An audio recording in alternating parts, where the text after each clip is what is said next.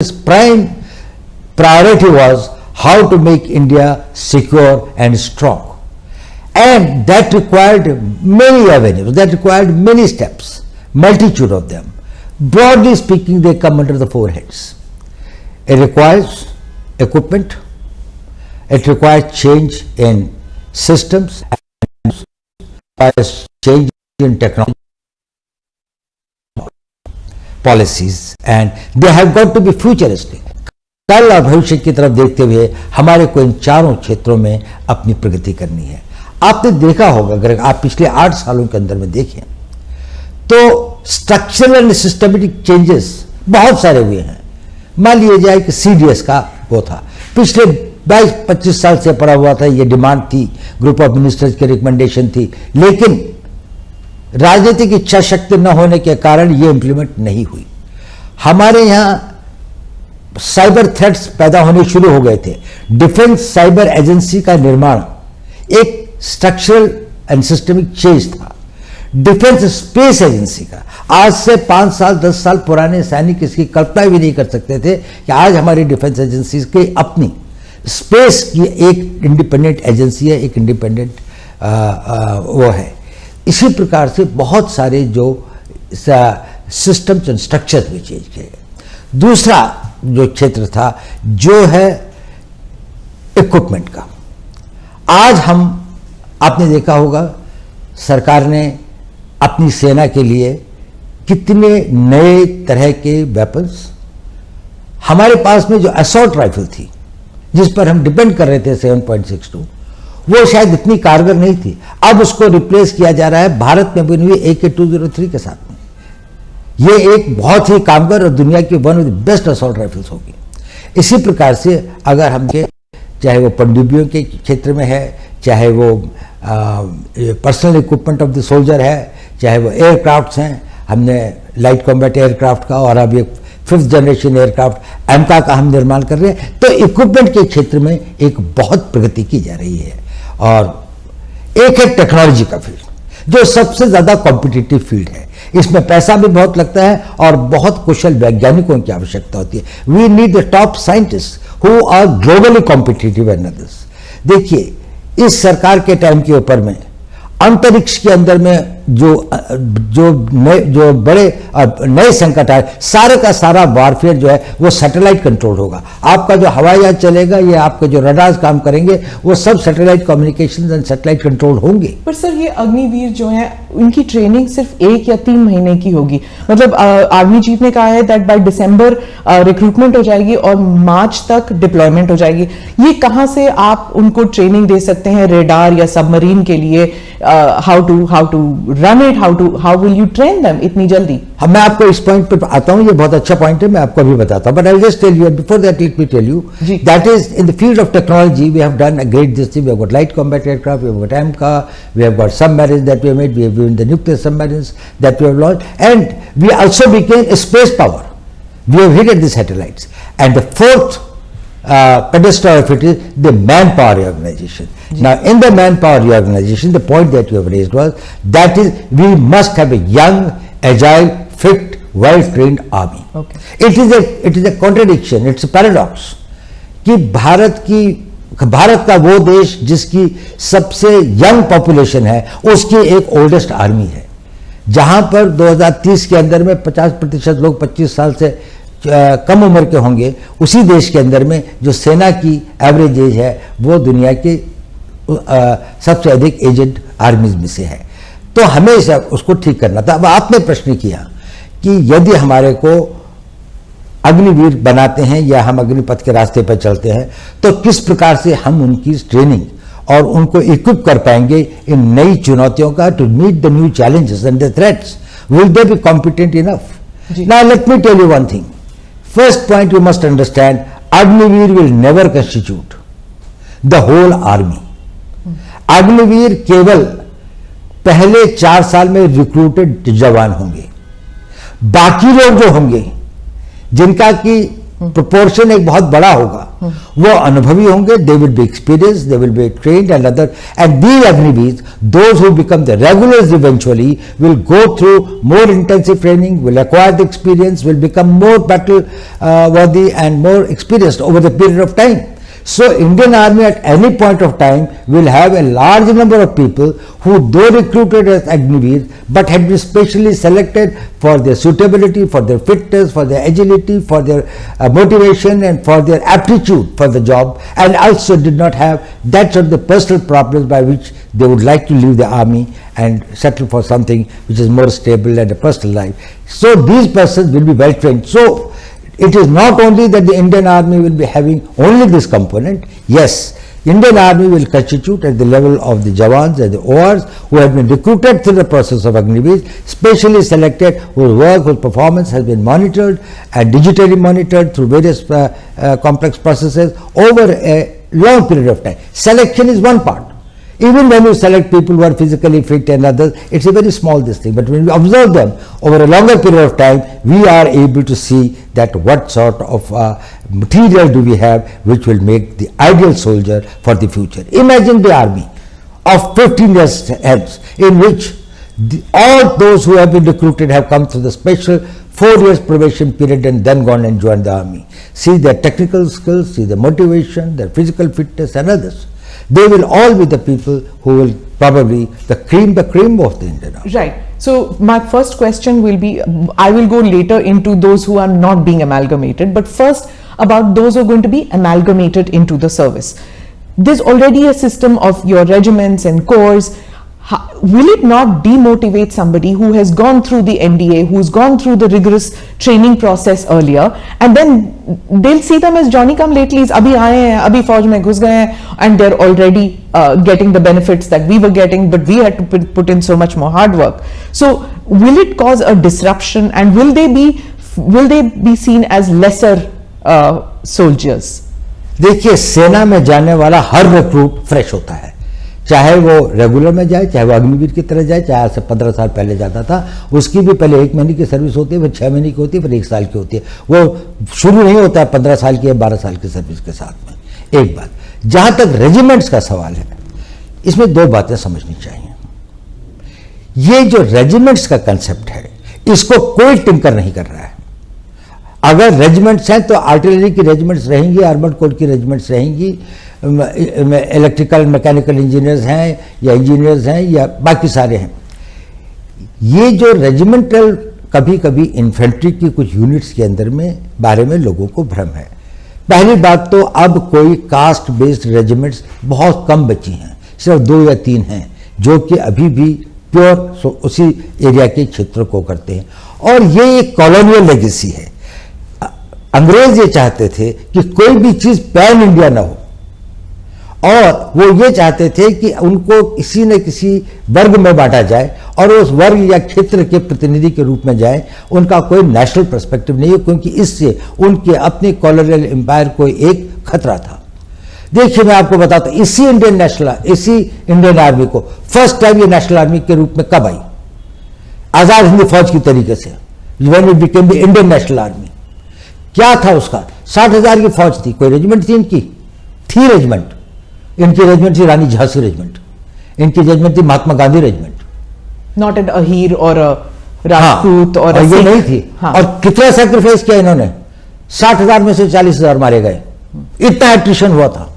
दुनिया के अंदर में किसी लड़ाई के अंदर में इतना एट्रिशन एंड कैजुअलिटीज नहीं हुई है जितनी इंडियन नेशनल आर्मी ने इम्फाल, कोहिमा के और सिंगापुर के बैटल्स के अंदर में गंवाए हैं। वो किसके लिए लड़ रहे थे? उनमें रेजिमेंटल प्राइड नहीं था क्या? उनके लिए वो नहीं था, वो भारत के लिए लड़ रहे थे। They were the soldiers of India. They called themselves as the Indian National Army. But so do the regiments here, right? That's now. right. So they will continue. Okay. That's what I'm telling you. They will have the nomenclature. There will be the regiment of this. Who has? I do not know how this concept has come that anybody is tinkering with the regimental pride or the regimental ethos. उसका अपना tradition होगा। अगर कोई एक battalion है, उसकी अपनी एक वेलर है, उसकी अपनी एक हिस्ट्री है, तो वो हमेशा बरकरार रहेगा और उसमें बढ़ोतरी होती जाएगी। अब इसका हुआ ये है कि हमने ये कहा कि एक ऑल इंडिया कॉम्प्लेक्शन होगा इंडियन आर्मी का। इसको लोगों ने कहा कि रेजिमेंटल सिस्टम खत्म हो गया। रेजिमेंटल सिस्टम खत्म नहीं हुआ। इन्फेंट्री रहेगी, आर्टिलरी रहेगी, आर्मर्ड कोर रहेगा, सिग्नल्स रहेंगे। इन्फेंट्री के अंदर में भी ग्रेनेडियर्स हैं, गार्ड्स हैं, रेजिमेंट ऑफ गार्ड्स है। रेजिमेंट ऑफ गार्ड्स में किसका जाति के लोग हैं, कितना स्प्लेंडेड वो है उनका, ग्रेनेडियर्स है, उसमें किस जाति के, धर्म के, क्षेत्र के लोग हैं। हमारे जो परमवीर चक्र जो है, जब उनको मिला तो ये ग्रेनेडियर्स ने जितने ऑनर्स एंड बैटल ऑनर्स उन्होंने लिए हैं। तो ये सिर्फ हम ये चाहते हैं कि भारत के हर नागरिक, हर यूथ, हर युवा, every youth of this country who has got a desire and a motivation and feels a sense of commitment to defend the country, his energy, his talent is poured towards making this country strong and impregnably defendable. What happens after those 4 years are over and they don't find space in the services, and they don't find space in the paramilitary? Because the reason I'm asking is कुछ loose comments आए हैं कि वो plumber, electrician बन सकते हैं, security guard बन सकते हैं। तो फ्यूचर को लेके थोड़ा बहुत एप्रीहेंशन कर लीजिए या डर है लोगों में कि how will they be better of after the 4 years? Will they have a skill set which is market friendly, which they can get jobs? I think this is one of the biggest misunderstanding that has been created either deliberately or by lack of full knowledge and understanding of this thing. We are talking about a young man who is 22 or 23 years old, has done 4 years of service and now is in the market. Compare him with any other 21, 22 years old man who has not become Agniveer. This person has become disciplined. He has got the capability to work in a team. He has learned skills. He has developed the confidence, and he is trainable. His mind and his vision, he has got an all India perspective. So he is much more equipped to face the society. On top of it, he has been given a qualification that will be +2. That makes him comparable with any other persons in his age group to which the others are joining. So there is no avenue that has been debarred or closed for him. इसके लिए वो सारे रास्ते खुले हैं। उसके बाद उसके पास में 11 लाख रुपए के लगभग पैसा भी है, जिससे वो कोई कोर्स कर सकता है, आगे की पढ़ाई कर सकता है, यूनिवर्सिटी में जाना चाहे तो यूनिवर्सिटी की पढ़ाई कर सकता है। उनमें से कोई अगर टेक्निकल स्किल्स ज्वाइन करना चाहे तो पॉलिटेक्निक्स और उसको ज्वाइन कर सकता है। आजकल एवरेज एज सेटलमेंट की अपने करियर में 24, 25 साल, 26 साल होती है। देखिए, आज हम उस जमाने में हमारे एज स्पैन के साथ में 1 लाइफ 2 कैरियर्स की बात करते हैं। अब तो लोग 1 लाइफ 3 कैरियर्स की बात करते हैं। कंपेयर करें, यही आदमी अगर 15 साल के बाद जाता तो 32, 33, 34 साल का होता। इस वक्त में अब उसको कोई ना ट्रेनेबल है, उसकी एज जितनी भी नहीं है कि वो घर में बैठ जाए, क्योंकि अभी उसकी शादी हुई 3-4 साल हुए हैं। अभी उसके पास तो छोटा बच्चा है जिसको पढ़ाना भी है। कोई लड़की होगी तो वही 15-20 साल के बाद शादी के लायक होगी। उसके पास में जिम्मेदारियां ही जिम्मेदारियां हैं। पहले का जमाना फर्क था। ये जो सोल्जर था वो गांव से आता था और गांव वापस चला जाता था। गांव में रहने के लिए उसके पास थोड़ी जमीन होती थी और पेंशन पर गुजारा हो जाता था। आज पेंशन पर उसका गुजारा नहीं हो सकता, तो उसको सेकंड कैरियर की आवश्यकता होती है। 34 साल के बाद में इसका 40 साल का जीवन अभी और बचा हुआ है। इस 40 साल के जीवन में ना उसको हम नई ट्रेनिंग दे सकते हैं, ना उसको कहीं पर अगर आप जॉब करें तो वो एक नए कैरियर की नई शुरुआत, नई जोश के साथ में उसको आगे बढ़ा सकता है। तो इसलिए इसको यह रखा गया है कि अगर वो 4 साल के बाद में आते हैं तो उनकी ट्रेनिंग, उनका डिसिप्लिन, उनका बैकग्राउंड, उनका आर्मी का कैरियर उनको समाज में एक ऊंचा स्तर देता है। उसके बाद उनके पास एजुकेशन भी है, और ये टॉप ऑफ इट है कि सरकार ने कहा कि 10% CPMF में होंगे, डिफेंस फोर्सेस के अंदर में, जो डिफेंस मिनिस्ट्री ऑफ डिफेंस के अंदर में कोस्ट गार्ड है, बाकी चीज़ें हैं जो कि उनके उसमें अंदर में आती हैं, डिफेंस सर्विस कोर है, और जो उसके अंदर में और काफ़ी मिनिस्ट्री ने कहा है। अब देखिए, ये 10% अग्निवीर का नहीं है, ये 10% उनके यहाँ भर्ती होने वाले लोगों की हैं। तो अगर फर्ज कर लीजिए कि सीपीएमएफ की भर्ती 40,000 या 50,000 की है, तो उसमें 5,000 जाएंगे। ओके। या 10% अगर जो उनके 3,000 या 4,000 लोग या 5,000 लोग जो है वो उनके जो उसका 10% नहीं होगा, ये इन नहीं।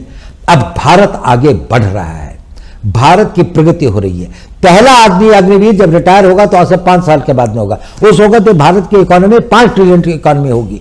प्राइवेट सेक्टर एक नई गति और नई दिशा के साथ में आगे बढ़ेगा। डिफेंस इंडस्ट्री जिस तरह से बढ़ रही हैं, बहुत सारे ऐसे काम होंगे। डिफेंस पब्लिक सेक्टर अंडरटेकिंग्स के अंदर में जिस प्रकार से विस्तार हो रहा है, कंट्री के अंदर में मैन्युफैक्चरिंग बढ़ रहा है, उनको लोगों को ये लोग चाहिए जो डिसिप्लिन हो, ट्रेनेबल हो और जिनके साथ जिनके पास में उम्र हो। इनका सबसे बड़ा एसेट है इनकी उम्र, कि ये अभी भी यंग है। इस उम्र में कई लोग अभी बेगरम जाए, पॉलिटेक्निक के अंदर में लोग भर्ती होने के लिए जाते हैं, तो उनमें से कई लोग 21, 23 साल के होते हैं, 2 साल 3 साल का कोर्स करते हैं, उसके बाद वो अपने लिए एक मैन्युफैक्चरिंग जाए। कोई कंप्यूटर का कोर्स करते हैं, 2 साल का कंप्यूटर का कोर्स करें, इंफॉर्मेशन टेक्नोलॉजी के फील्ड में इतने वो हैं, तो इनके लिए स्थान ज्यादा होंगे, इनका भविष्य टोटली सुरक्षित है और इनको किसी प्रकार की चिंता करने की बात नहीं है, क्योंकि इनके पास में 22 साल की उम्र है, इनके पास में 4 साल देश की सेवा करने का एक सर्टिफिकेट है, इनके पास में एजुकेशनल क्वालिफिकेशन की एक वो है, और उसके अलावा इनके पास में एक ऐसी धनराशि भी है जिससे इसको इन्वेस्ट कर सकते हैं। और अभी इनकी इनकम्बेंसीज नहीं है, अभी इनके परिवार नहीं है। जो ट्रेनिंग के लिए चाहे तो कोई मद्रास जाना चाहता है, कोई कश्मीर जाना चाहता है, कहीं भी जा सकता है, वो मोबाइल है। जब वो 34 साल की उम्र में आप उसको भेजते हैं, उसके साथ सबसे बड़ा अन्याय है, क्योंकि ना तो वो घर बैठ सकता है, ना लोग ऐसी जगह पे जा सकता, अपने क्षेत्र से बाहर भी नहीं जा सकता। आई गेट दैट अबाउट कि जब वो बाहर निकलते हैं। Now the thing is that आप खुद गांव से हैं sir, you are a son of an army person, you have worn the military uniform, the police uniform, you've been awarded the Kirti Chakra, military honor for a policeman. You understand that when you go back to the village, the respect that a uniform gets. Now many in the villages are saying कि ये 4 साल के छोकरे बाहर निकल के आएंगे, they will not be given the same respect, that Vardi will not have the same honor, the respect that it had, because it doesn't carry with it the weight of national service over decades. मेरे ख्याल से ये भी पूरा भ्रम है। गांव के अंदर में अभी भी इनकी उतनी प्रतिष्ठा और इज्जत और सम्मान होगा, गांव में नहीं, गांव के बाहर भी। ये देश की एक बड़ी भारी निधि होंगी। ये इतने हजारों की संख्या में जो ये बच्चे होंगे, जब ये ओवर द ईयर्स समाज के भिन्न भिन्न भागों में जाएंगे, when they will go and man positions in different walks of life, they will bring with them the work culture, the ethos, the values which they have imbibed in army. Army has sent them in as a totally transformed persons. So they will be the great harbingers of the change.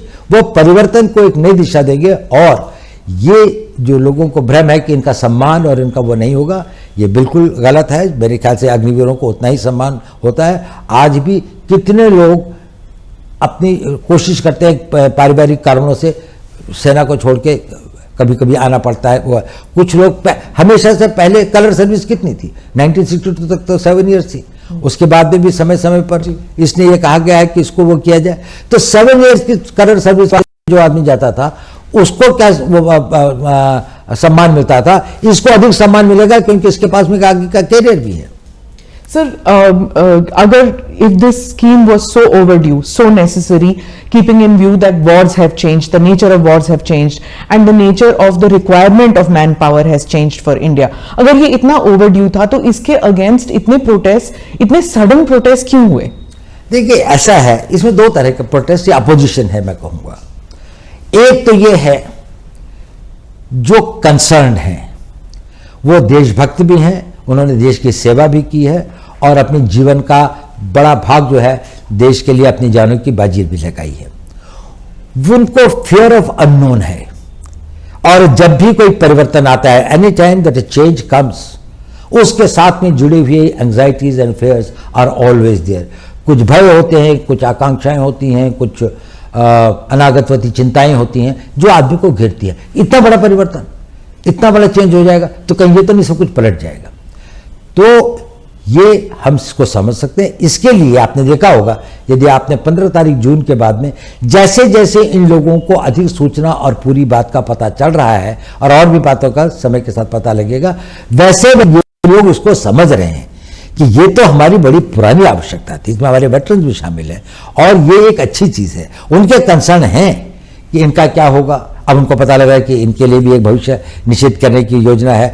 उनको ये लग रहा है कि army के अंदर में जो एक्सपीरियंस लोग रहेंगे कि नहीं, अब उनको भी पता लग रहा है कि नहीं, आर्मी तो एक्सपीरियंस लोगों की, आर्मी डिमोबिलाइज हो रही है, ये लोग तो रहेंगे ही। और इसके बाद में जो आएंगे वो अग्निवीर के स्ट्रीम से आएंगे, वो एक दूसरे स्ट्रीम से आ रहे हैं, पर यही फिर आगे उनके 5 साल 6 साल 15 साल ये और सर्विस करेंगे। तो उनकी वो जो भय और आकांक्षाएं हैं उनमें धीरे धीरे कमी आ रही है। एक दूसरे वर्ग है, उसका ना राष्ट्र से कोई मतलब है, ना राष्ट्र की सुरक्षा से कोई मतलब है, ना वो राष्ट्र के प्रति इतने समर्पित हैं। उनके they are conflict entrepreneurs. What they want is that they want a conflict in the society. They would like to create anything which is close to the anarchy. Now these are the persons who will go for stone throwing, demonstrations, burning the trains and others, not what is the cause. But wherever there is an opportunity, they think that they can emotionalize or mislead the people, or they can have this thing. जो अग्निवीर बनने वाला होगा वो ना किसी प्रलोभन में आता है, ना वो किसी से बहकाया जा सकता है, ना वो किसी के द्वारा दुष्प्रचार के लिए प्रेरित किया जा सकता है। ये जितने लोग हैं, मुझे नहीं लगता कि ये वो लोग हैं जो कि सेना के लिए और सेना में जाने के लिए बहुत इच्छुक है, या जिनके पास में एक साइकिक मेंटल सेट है। वो अपने घर में बैठ कर तैयारी कर रहे होंगे। Didn't the security establishment anticipate कि ऐसे conflict entrepreneurs जो आप कह रहे हैं, that they will make use of this scheme to mislead people and to cause street unrest? Well, something was anticipated as well also, because we thought that, well, these people who have got a vested interest, they have got vested interest because some people are making money through the coaching centers. They have vested interest because they would like to discredit the government on any count. There are some vested interests who would like the youth to be provoked against the establishment and others. We had it, but then it's a democracy. We cannot take the action and we cannot do this thing. But once they take and transgress those red lines where the limits of their freedoms start undermining the country's national security or internal security or the law and order or the peace of the country, certainly the action is taken and has been taken. So you think that, in your opinion, street protests are justified to a certain extent in a democracy? Do you agree with that? Well, I think that the protests or the raising a voice, expressing your resistance is justified and is permitted in a democracy. But this vandalism, but this violence, it is not permitted and will not be tolerated at all. So our security forces, I mean the state police, I mean out here, they were just not equipped to handle it. We saw for hours together coaches burning. Hours together the coaches were burning. There was no firefighting equipment in the railway stations. Railway police हम सिर्फ देखते हैं marching, but वहां पे कोई railway police नहीं थी। 4-5 घंटे trains were burning. We've seen protests with regard to, the earlier protests also. 1 week they've been going on with regard to prophet remarks or with regard to anything. Policemen crying, sir, forces bhej dijiye. The impression one gets is that these reforms which you are bringing about in the forge, it's probably more needed for civilians, for the police. Well, I think reforms are required at various fronts. There's no doubt about it. I totally agree. Reforms are required in police, but it's such a huge country of 140 crore लोगों का देश है। इसके अंदर में कहीं कहीं जब कोई घटनाएं होती हैं, उसमें कहीं पर पुलिस की गलती होती है, कहीं पर सर्कमस्टेंसेस ऐसे होते हैं, कहीं पर सूचना का अभाव होता है। These are the things that it happens. They should be investigated, they should be corrected, lessons should be learned to see that they are prevented. There is no justification in case the violence takes place. So, आप conflict entrepreneurs की बात कर रहे थे. As far, I mean, I understand that you cannot divulge much about it, but आपने coaching centers की बात की. Is there also a political element that was funding maybe, or that was pushing these young men onto the streets to pick up stones? Well, in many cases the FIRs have been lodged. Wherever there have been incidents of violence, people have been identified.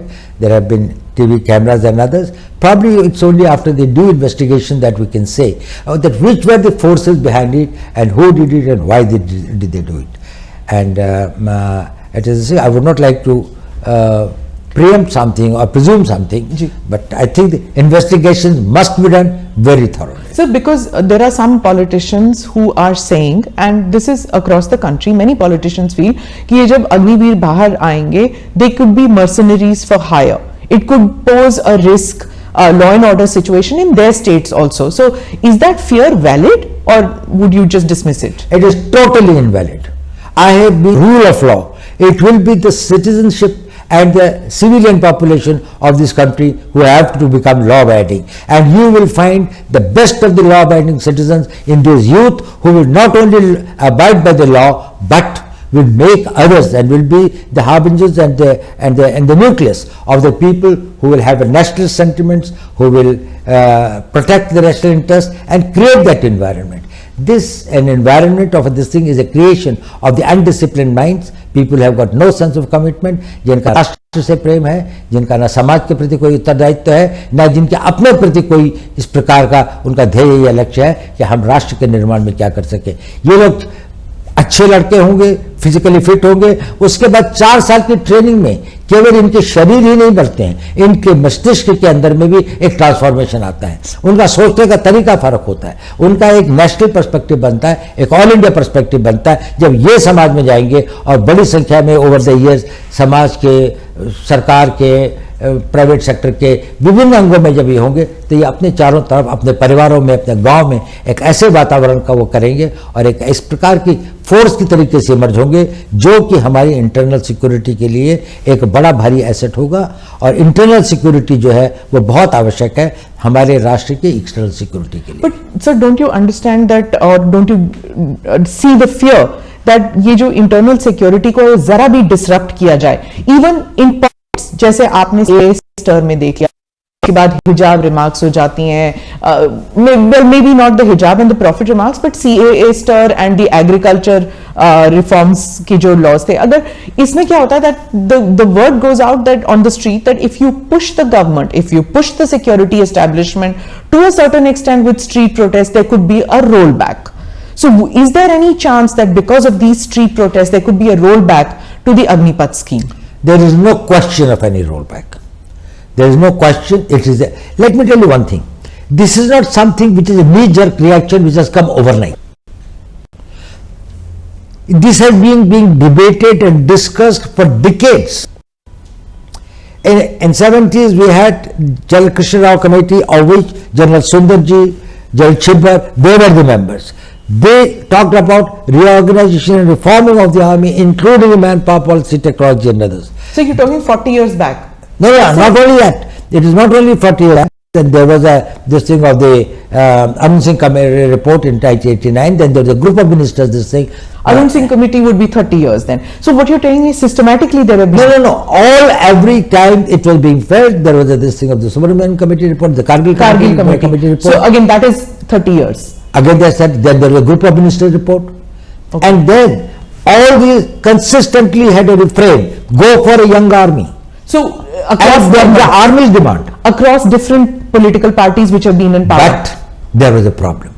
While everybody realized that it was necessary, nobody had the will and the ability to take the risks. I'll tell you an example.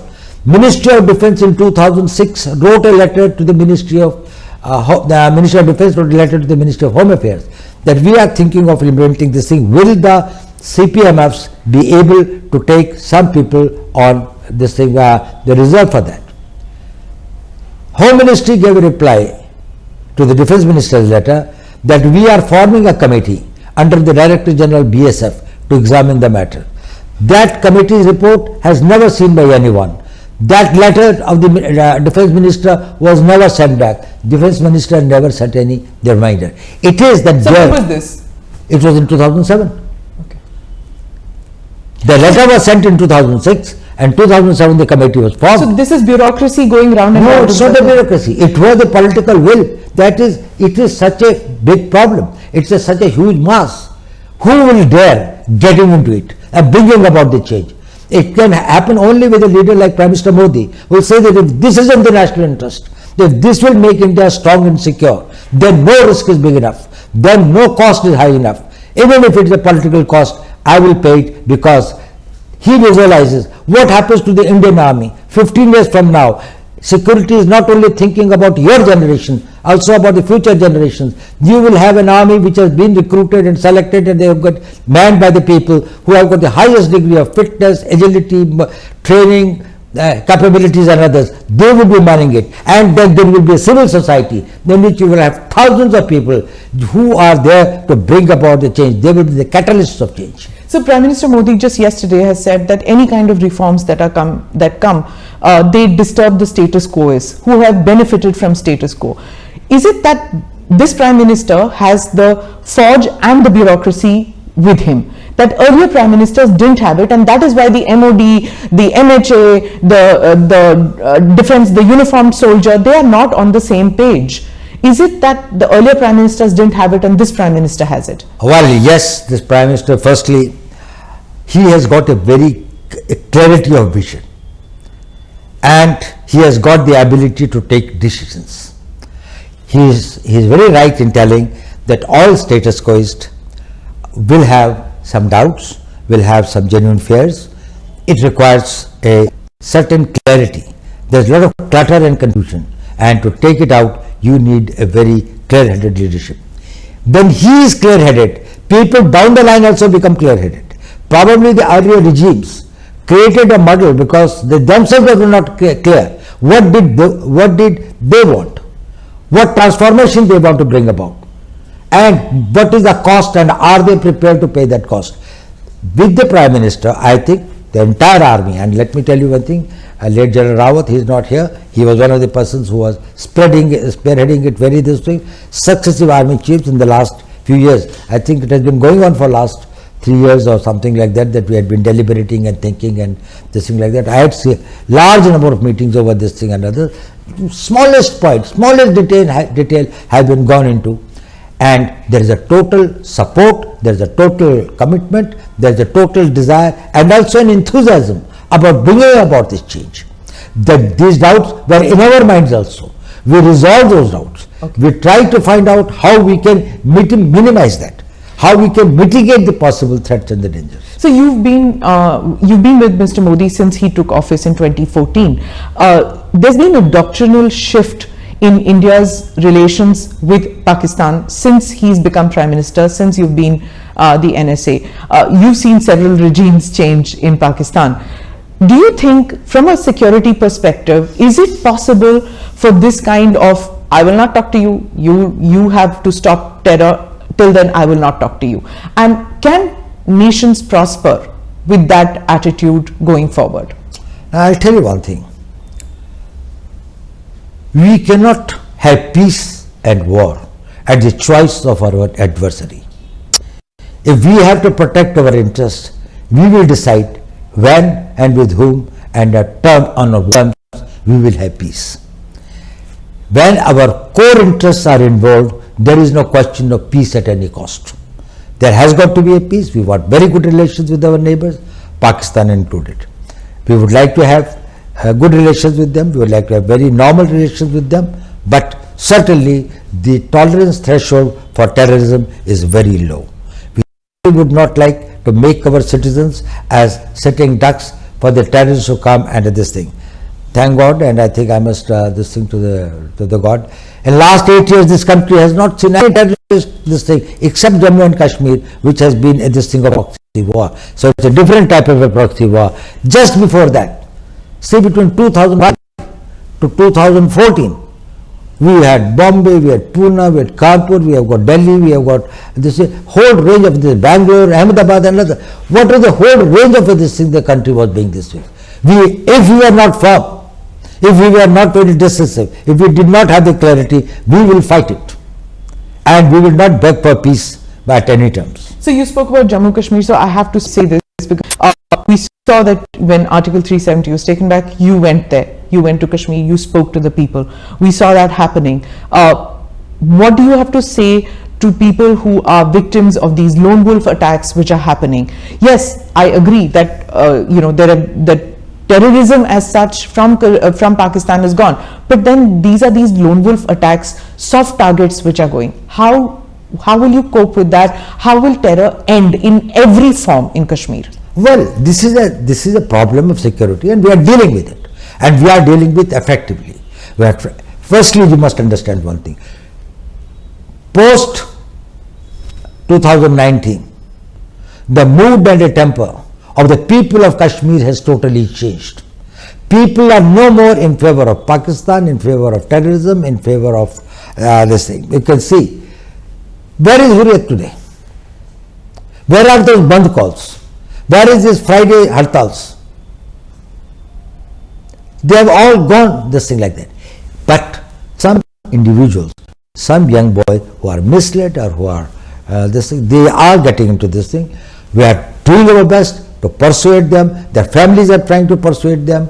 A lot of change has come about, but still there are few persons and some individual tanzeems, the militant organizations and others who are still operated and go by a mistaken notion of their beliefs or whatever is that they want to be the fidains and they want to come.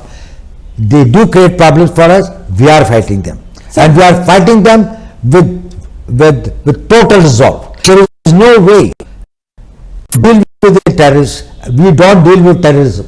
We have to deal with the terrorists. And terrorists, their equipment, their weapons, their explosives, their money, and we on all fronts are tackling it. And we are very hopeful that in another few months we'll be able to get it. The Kashmiri Hindus, especially the Pandits, they feel let down to some that there's so much energy expended in bringing these terrorists or militants or separatists back into the mainstream that those who have supported Mr. Modi, the BJP and this government all through, they are being taken for granted and their security is not of paramount concern to the security establishment. First, I want to say that is the real feeling of all Kashmiri Pandits or people who have been displaced. But yes, they are vulnerable. They need protection. They have got to be protected. Government has taken measures in the probably much more has to be done, and that is being done. We have got to see that wherever they are and whatever protection they require, because they can be the soft targets and no government will be able to give an individual protection to each individual in any village or far off. So we have to fight the systems, and best thing is that we go on the offensive against the terrorists and try to see that these persons possibly can threaten their lives or their properties and others they are accounted for. So where are we vis-a-vis China? It's now 2 years since the Galwan incident and there seems to be an uneasy peace. Do you feel that China has put on hold its expansionist policy with regard to us, with regard to Indian territory? Well, we have got a long pending territorial dispute with them. We have made our both intentions and very clear to China, and they are aware of the fact that, well, we will not tolerate any transgression. There had been some unsavory incidents in 2020. We have been able to, through the talks, the negotiations, to the persuasion and others, resolve some of it. Few points still remain to be resolved and others. We will continue our efforts. At the same time, we have to ensure that is we are vigilant and we are able to protect our borders totally. So internal security, external relations, these are mainly conducted behind closed doors in hush manner. Some of it is to common people. But there is also a view that keeping in nature with federal structure, things like what's being done, maybe this can be, there be more considered manner in dealing with apprehensions. Do you feel that there is a time, that the time has come to change how internal security is, decisions regarding internal security are taken in this country? You know, management of security is a highly layered phenomenon. There are layers and layers and layers. There has got to be this thing where there is a complete insulation and it has got to be protected, and people should know only on the basis of need to know. If they have got either, if they can neither contribute nor that they are accountable for anything, and you take them into confidence and others, probably it is not from them, but once it becomes public, our adversaries will take advantage of that. So we have got to maintain a certain amount of secrecy. As far as the consultative process is concerned, India's democracy and India's this thing is so open. If it was not such a this thing, you would not find that on every issue, if there are 100 people, there are 101 opinions, and they are freely expressed from the street to the press to the media and everywhere. So you spoke about India's adversaries taking advantage of any kind of unrest which happens in India, but then we saw with regard to the prophet remarks and the hijab protests that people who we had presumed had become non-adversaries of ours had suddenly started making comments, had suddenly started doubting India's democracy or India's inclusive society. Do you feel that these protests have gone beyond this and have damaged us terribly? Well, it has, in the sense India has been projected or rather some disinformation has been spread against India, which is far from the realities and the truth. And probably there's a need for us to engage them, to talk to them and convince them. And you would have found that, wherever we have gone or wherever we have engaged with the concerned people, both outside and inside, we have been able to convince them and try to find out this thing, and it will subside. But it happens. When people get emotionally aroused and others, sometimes their behavior is little disproportionate to the actual event, but it has this thing. Does it put the security establishment on a back foot when these kind of street protests take place on very sensitive topics like the Agnipath scheme? Well, I don't think that is it puts this thing. The only thing is when the law is transgressed. If there are protests, if there is a point of view that want to have this, they have got the right to dissent. In a democracy, that is a right that should be honored, and that should be it should be given ample space. But when it starts hurting the national interests, when it starts undermining the national security, when it starts threatening the life of a law-abiding common citizen, when it starts causing pain, it becomes intolerable. And this is what our law says, this is what our constitution says, and that is why the law enforcement agencies are bound by the law, they are bound by their oath to protect the people, to protect their interests, to protect their properties, and not allow the miscreants and the anti-social and the anti-national elements to make better of the society. So as I wrap up, I just have one question on Afghanistan and the recent attack on Sikhs out there and India giving visas to them.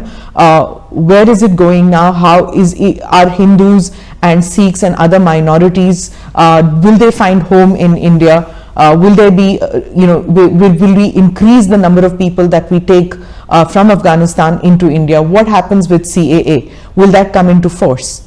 Well, I think it's very clear. CAA very clearly says that in our neighborhood, in case any of these the minorities there are on the basis of their religion are persecuted, we will give them. We have given the visas to a large number of Sikhs, and I think as the flights are available, they will be, some of them will be coming back, and others who will apply probably will look at their cases very, very sympathetically. So it was a very unfortunate incident. It should not have happened, but there are forces.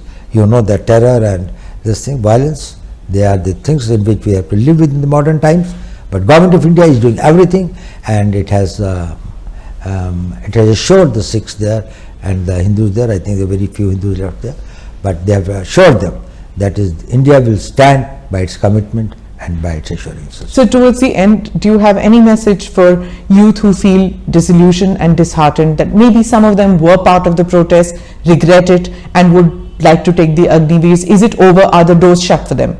Well, as far as the message to the youth is concerned, ये message बड़ा clear होना चाहिए कि सेना में जो लोग जाते हैं वो केवल पैसे के लिए नहीं जाते, वो एक जज्बे के साथ जाते हैं, उनमें देश प्रेम होता है, उनके अंदर में राष्ट्र की भक्ति होती है, उनके अंदर में यौवन की शक्ति होती है, वो इसको इन्वेस्ट करते हैं अपने आप को और सोचते हैं हम देश के लिए क्या कर सकें।